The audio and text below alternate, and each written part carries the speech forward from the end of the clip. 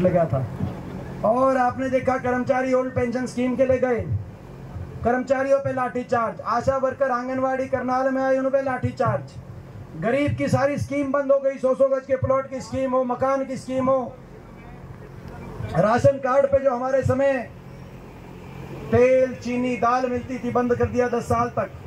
महंगाई इतनी बढ़ गई, 400 रुपए गैस सिलेंडर था, 1000 से ऊपर गैस सिलेंडर हो गया। 10 साल 1100 पे सिलेंडर रख के चुनाव आया तो घोषणा पत्र में कह दिया बीजेपी ने कि इलेक्शन के बाद 500 में दिलवाएंगे। फिर 10 साल तक 1100 में रोटी क्यों आई? आज समझ सकते हो, महंगाई ने कमर तोड़ दी सबकी, सबको दुखी कर दिया, सबका झाड़ा ले लिया, सबको उलझा दिया। और इतना अपमान हरियाणा वासियों को सहना पड़ा। 750 किसानों की जान की कुर्बानी हुई। सहानुभूति के 2 शब्द नहीं बीजेपी के किसी लीडर ने आज तक कहे। क्या कसूर था हमारी बेटियों का, क्या कसूर था उन बेटियों का जिनको दिल्ली की सड़कों पे घसीटवाया गया? क्या कसूर था? मैं आपसे सवाल पूछता हूँ। 6-6 महीने तक दिल्ली की सड़कों पर हमारी बेटियां बैठी रही, न्याय मांगती रही, मगर FIR तक दर्ज नहीं हुई। सुप्रीम कोर्ट का धन्यवाद करते हैं कि उन सुप्रीम कोर्ट के कहने से FIR दर्ज हुई। और अब दिल्ली न्यायपालिका का धन्यवाद करते हैं जिन्होंने कह दिया कि जो आरोपी सांसद थे उन्होंने 5 बेटियों के साथ गलत किया था, आरोप थे हुए सबूतों के आधार पर। लेकिन भारत सरकार ने न्याय नहीं किया। राजधर्म में नागरिक में भेदभाव नहीं किया जा सकता। और खास तौर पे बहन बेटी की इज्जत की बात आए तो अपनी दुश्मन की बहन बेटी की इज्जत को भी अपने खुद की इज्जत मान के आगे बढ़ने वाला ये देश है।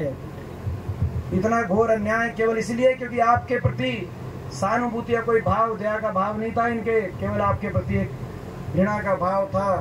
केवल ये कसूर था बेटियों का कि वो हरियाणा की बेटियां थी और कोई कसूर नहीं था, वो आपकी बेटियां थी और कोई और कसूर नहीं था।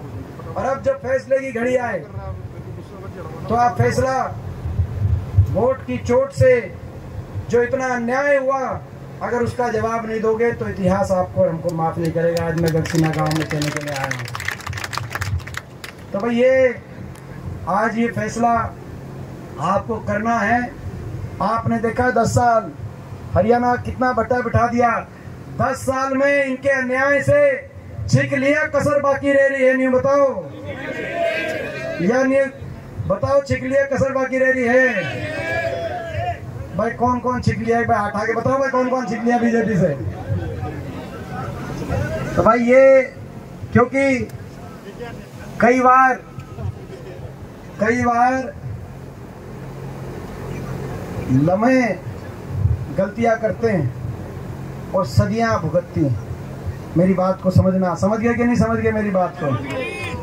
अगर थोड़ी बहुत भी गलती हो गई तो इतिहास माफ आपको हमको नहीं करेगा। इतना अन्याय, इतना घोर अन्याय जब देश देखेगा, इतना घोर अन्याय हुआ था हरियाणा वासियों के साथ।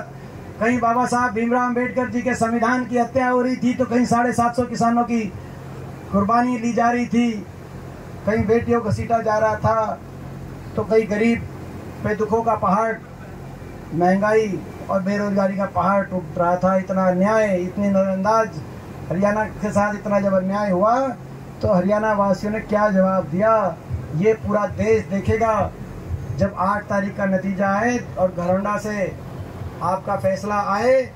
तो भाई मैं ये मानता हूँ, पता चल जाना चाहिए दिल्ली वालों को जिन्होंने इतना अन्याय किया आपके साथ कि ये हरियाणा है प्रधान।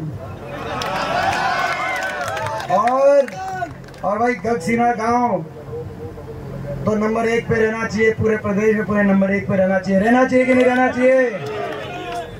कोई कसर तो नहीं छोड़ोगे?